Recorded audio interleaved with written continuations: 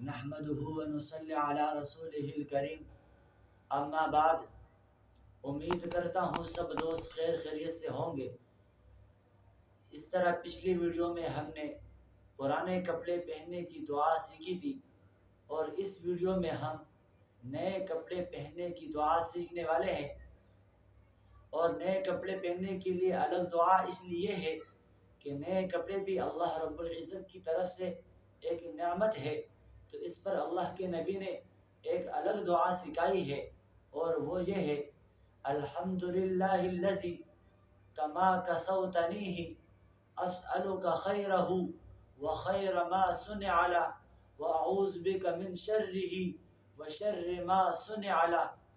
حدیث میں آتا ہے، حضرت عائشہ رضی اللہ تعالی عنہا فرماتی ہے کہ جناب رسول اللہ صلی اللہ علیہ وآلہ وسلم نے فرمایا کہ اللہ رب العزت جب کسی بندے کو اپنی نعمت عطا فرماتا ہے اور پھر وہ شخص یہ سمجھتا ہے کہ یہ اللہ رب العزت کی طرف سے عطا کرتا ہے، تو اس شخص کے اللہ رب العزت کی نعمت کا شکریہ ادا کرنے سے پہلے اللہ رب العزت اس کے لیے شکر لکھ لیتے ہیں۔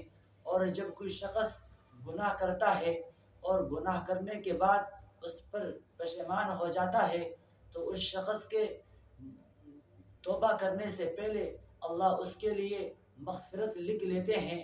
اور جب کوئی بندہ 1 دینار یا نصف دینار سے کوئی کپڑا خرید کر اسے پہنتا ہے اور اس پر اللہ رب العزت کی حمد و ثنا بیان کرتا ہے، تو وہ کپڑے ابھی تک اس کے گھٹنوں تک نہیں پہنچے ہوئے ہوتے ہیں کہ اللہ رب العزت اس کے لیے مغفرت فرما دیتے ہیں۔